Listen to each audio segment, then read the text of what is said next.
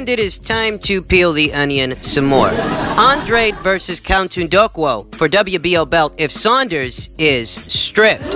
Walter Kauntundokwa could be in line for a shock shot at a world title. The Namibian, who is the WBO African champion, is rated number 2 with the sanctioning body. Kauntundokwa was most recently in action in March when he retained his aforementioned belt by stoppage in Windhoek.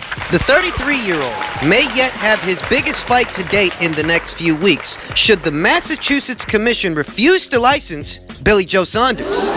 The Massachusetts State Athletic Commission will hold a meeting on October 8th to decide whether to license former British Commonwealth and European champ Saunders. And Andrade's promoter, Eddie Hearn, revealed to IFL that should they not license the 29-year-old, who says it was a common decongestant nasal spray, which caused the adverse findings, they will look to fight for the vacant title. We have signed a contract with Walter Kauntundokwa on the basis that if Billy Joe is not licensed, Andrade will fight him for the title, he said, and it rests on the Massachusetts State Athletic Commission's decision to whether Saunders will be stripped of the crown by the WBO. The World Boxing Organization has said that if Saunders isn't licensed by Massachusetts, it will strip the Hatfield ace of his title. Essentially, in layman's terms, the final verdict, the final decision will rest with the Massachusetts State Athletic Commission. They're the ones that are going to decide whether to take pity on Saunders and his circumstances or to strip him. It's really up to them. They're the ones that got to decide what's going to happen here. So while Frank Warren might have released that statement a couple days ago saying that as far as UCAD and WADA are concerned, Billy didn't break any rules, it's not up to UCAD and WADA. It's up to the state of Massachusetts. You know, it's funny. I don't know what those guys are going to decide to do because these are unique circumstances. When you hear the explanation that, you know, Frank Warren gave, it's compelling because what they're saying is, look, what was found in Billy's body, that's not illegal. It's only illegal in competition. Outside of competition, it's perfectly legal to use. According to UCAD. That's if you want to believe, however, that, you know, he was just using some kind of Flonase or something. That's if you want to believe that. But the decision rests with Massachusetts. So while Frank Warren might have released that statement, it's kind of anecdotal.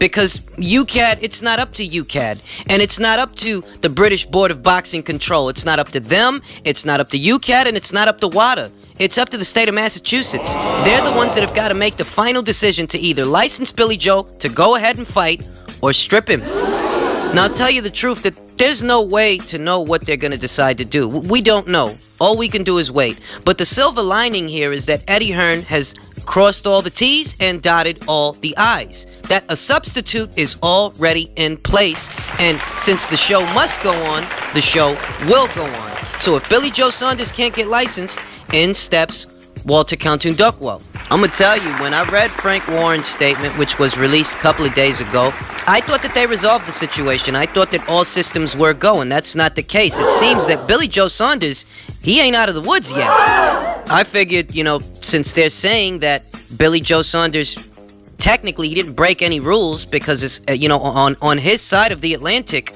that's legal. It's only illegal in competition. I figured that, you know what, that's that.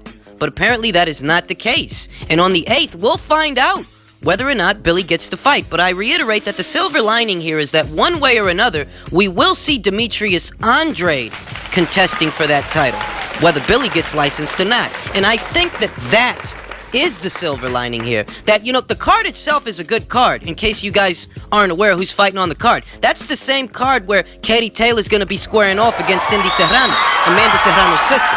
The card itself is an interesting card, and the fact that no matter what, Demetrius Andrade will be contesting for the WBO title on that card, to me, that's good news. That, look, whether Billy was negligent and he fucked up and he took something that he shouldn't have took, or he's a cheater and he was trying to pull a fast one on everybody, in any event, that situation will find resolution one way or another, and at minimum, we will see Demetrius Andrade fighting for that world title. It's just against who? Will it be against Billy or will it be against Walter? Either way, it's good news that at least, at minimum, Andrade will contest for that world title, with or without Billy Joe Saunders. And I just have to add this, that I think that the silver lining is that one way or another we're going to get a fight, but I have to take my hat off to Eddie Hearn, and here's why.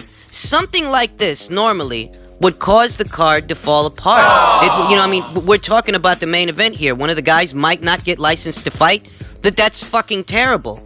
But if you paid attention to the article, they've already got a contract. They already had a contract in play in the event that something happens. That if Billy can't get licensed, hey, we already signed it. We've already got Kauntundokwa's signature that if Billy can't get licensed, he'll step in. And I have to take my hat off to Eddie Hearn for having the foresight to cross all the T's and dot all the I's so the fight fans still get a fight the night of the fight. That's the silver lining, that one way or another, we're gonna get a fight. That they made sure that the whole fucking thing, it don't fall apart. So I gotta take my hat off to him. Now, in regards to Walter Kauntundokwa, a guy who flies far under the radar in terms of the guys in the middleweight division, let's just be honest, most of you guys have never heard of this guy. I'm lying. And here on the relay, I think I've mentioned him once in passing. So things you want to know about Walter Kauntundokwa, well, he's about 17-0 with 16 KOs. Hefty KO percentage. Long and rangy kind of guy, awkward kind of guy, a little bit of bounce. And he seems solid enough. I mean, you can't disparage the guy because everybody's not going to be, a Vasyl Lomachenko or something. But I'll tell you this much, that if the guys over there in Massachusetts, if they decide not to license Billy Joe and Walter's got to step in, well, I think it's safe to say that this is a fight that Andrade can definitely win. Walter's not as nuanced as Saunders or Demetrius Andrade for that matter. He seems like a very basic fighter. Not bad. And I see areas of opportunity Not great. for Demetrius Andrade to win this fight. Several. Because Demetrius is also a long-rangey fighter like Walter, but Demetrius is more nuanced. You get more angles, you get more variety, you get more craftiness from Andrade than what you see here from Walter Kauntundokwa. So in the event that Massachusetts decides not to license Billy Joe Saunders, I think it's safe to say we'll have a new WBO champion in the middleweight division. Andrade. Now, you got to say this much for Walter, that he does pack a punch. That much you've got to give him. But when you've been fighting the kind of opponents that he's been fighting, those kinds of knockouts and that kind of knockout percentage, it's very deceptive because your knockouts might have more to do with the quality of your competition, or their lack of quality, I should say. It might have more to do with that than the size of your punch. You put this guy in there with some world-level guys, and that KO percentage may drop dramatically. I mean, granted, if you stand right in front of the guy and let him unload, there's a good chance that he's going to hurt you, but that's just it. World-level opponents, elite-level fighters like Demetrius Andrade, they're not going to give you those kinds of opportunities. They're not just going to stand right there in front of you balling up like an armadillo. So you can unload on the Baudet side till the cows come home. But Demetrius Andrade is a far cry from a Baudet side. And under these circumstances, if Walter really does got to step in for Billy, he's going to be in for a rude awakening. And I think that's probably what the most disappointing thing about this whole fiasco is, that if Billy doesn't get licensed, it kind of robs Andrade of an opportunity to really have a signature fight against an equally skilled fighter to himself. Whoever won this fight, that really would have been saying something. We don't know that Billy's not going to fight, but let's hypothesize that. What if Billy doesn't get licensed? That robs Demetrius Andrade of an opportunity to face a real upper echelon guy. Walter's got his virtues. He can punch. He's got some stuff going on, but he's not the same caliber of fighter as Billy Joe Saunders or Demetrius Andrade. He's still a little bit more on the crude side of things. This is a guy that I feel Andrade can outbox comfortably, whereas Billy Joe Saunders, I feel like that's a guy who would pose more challenges. And this entire fiasco, if it goes south for Billy, it does rob Andrade of the opportunity to face an equally skilled fighter to himself. That's the disappointing part. In any event, if it does end up being Kauntundokwa and Andrade, I reiterate, I think it's safe to say that Andrade wins that fight. Probably wins it comfortably, too. And that is James Goodell knocking Fidel Muñoz's block off as expected. I said I didn't think Fidel was going to be able to provide much resistance to James, it being that Fidel is basically just an overweight welterweight. So, that worked out as expected just as well. The fight between Jorge Linares and Abner Cotto, that worked out pretty much as expected. We saw a lot of the virtues from Jorge Linares that we've become accustomed to seeing, that he's got very good hand speed, very sharp movement, and he knows how to plant the straight right hand. And if he can plan it, he can hurt a guy. And it's a decent little scalp for Jorge to have picked up now that he's at 140 pounds. It being that, Abner Cotto, unlike the guy that James DeGale fought, Abner Cotto actually has experience at this weight. He's been at this weight his last 5 fights, and he was coming off of 5 consecutive victories at the weight. So for Jorge Linares, this KO, it's actually a nice little KO. It's a nice little tune-up opponent. It's a lot better than the guy that James DeGale was just fighting. I'll put it to you that way. And Jorge's power looked really good at the weight. His sharpness, his movement, he still looks good out there. Now, this isn't the kind of opponent or the kind of fight, just the kind of performance in general that leads me to believe that Jorge's going to wipe his ass with the whole of the guys at 140 pounds. There's much stiffer competition out there than Abner Cotto. But all things considered, for Jorge Linares, for his first fight at the weight, he looked good out there. He looked solid. And I think, based on what I saw, he could be involved in some interesting situations at the weight, because he does appear to have carried his power up there, and we see that at minimum he still does have his hand speed, so that could make for some interesting situations. He did mention that he'd like to fight Jose Ramirez, and I think that could be a very good fight. He mentioned Mikey Garcia, but Mikey, who knows what the fuck Mikey's gonna do next. And he did say something about going back down for a Vasyl Lomachenko rematch, but I don't view that as being very likely. A Jorge Linares versus Jose Ramirez fight for the WBC title, I like the idea of that fight.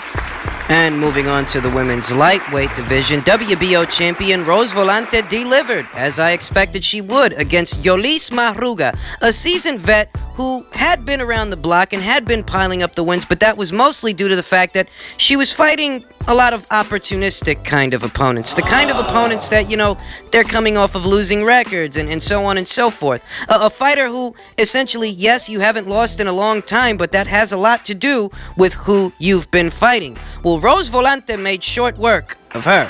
She effectively dispatched the experienced Yolis Mahruga in just 3 rounds by technical knockout. I said ahead of the fight that, once that opening bell rings, there's really not much Yolis Mahruga's going to be able to do about Rose Volante, because Rose Volante is arguably one of the most dangerous fighters holding a belt in the women's lightweight division. And I'd wager that she could give just about anybody there, you name them, Katie Taylor, Chantel Cameron, Michaela Mayer, and you pick somebody.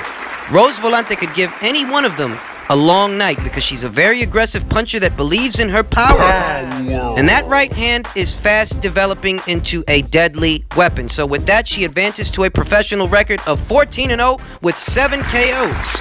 In the fight between IBF super middleweight champion Jose Uzcategui and Maderna, this fight worked more or less how I expected. I expected that Jose was going to be able to beat this guy. I just had him stopping Maderna. He instead won a unanimous decision. All things considered, a very predictable outcome in what was a very predictable fight. The interesting thing about this fight is that, Jose Uzcategui's IBF world title, it wasn't even on the line. And these guys weren't fighting at the super middleweight limit. Rather, they were fighting just above it at 172 pounds. So this really was a keep busy fight in every sense of the word. But now that the keep busy fights are out of the way, you know what I'm going to say. Yeah, no. I mean, the story's not going to change. 168 is a division that needs consolidation. It needs unifications. It needs for the talented fighters to fight the other talented fighters, because there's no shortage of talent at super middleweight. Particular to Jose Uzcategui, the fight that we might likely see him in next is the Caleb Plant fight, the fight that was postponed because Caleb Plant had injured his hand. I've talked about that fight in passing once or twice, how, that's a classic matchup of the boxer versus the puncher. Caleb Plant being the boxer, Jose being the puncher. A situation where neither fighter is particularly bankable. I mean, they really haven't earned my trust yet. What I see in both of these fighters is that they have standout qualities, but the reason they're not bankable yet is because they haven't quite stepped up in competition yet. Caleb Plant has looked very formidable, very crafty, very elusive. The boxing looks great, but when you look at who he's been fighting, that might answer the question as to why the boxing's been looking great. In turn, Jose Uzcategui has made a name for himself, particular to the Durrell fight. He really gave Durrell a beating, okay? And the way that James DeGale decided to throw his belt up in the air when the IBF ordered him to fight Jose, it's giving Jose some positive press. But all things considered, I'm still left with a question of who's going to be able to impose their style on the other guy, it being that these guys' styles are so different, you know? Jose Uzcatequi's an aggressive puncher. You could look at this guy fight for one round and come to that conclusion. In turn, Caleb Plant is your hit and not get hit finesse fighter. That's his primary method to get the job done. So, when you got two fighters that have opposing styles and neither one of them is bankable yet, neither one of them is a safe bet. And this isn't said to denigrate either of them. What I'm saying is, this is the kind of fight that distinguishes the good fighters from the great fighters. You understand? This is that kind of fight. This will determine, okay, which one of these guys is the bankable fighter? Which one of these guys is the guy that you can trust? I don't know yet. Because when it comes to Caleb and, Jose, both of those guys' styles don't do the other guy really very many favors. They're opposites. And I imagine that, since the mandatory defense got postponed, I imagine that, the IBF is going to put their foot down there. They're going to want to make that fight relatively soon. That's provided that, somebody doesn't step up and say, hey, Jose, let's unify these belts. I don't know if that's going to happen next, but if it doesn't, what's likely is Caleb Plant will challenge Jose for that IBF title. I'm looking forward to that fight. I don't even know who to pick in that fucking fight. Might not pick anybody because, like I said, neither one of them is bankable. Not yet. But anyway, to sum it all up, it was a good weekend of fights. Lots of interesting situations. Easier picks than some others and more interesting matches that are tougher to call. They're coming. Those fights are on the way.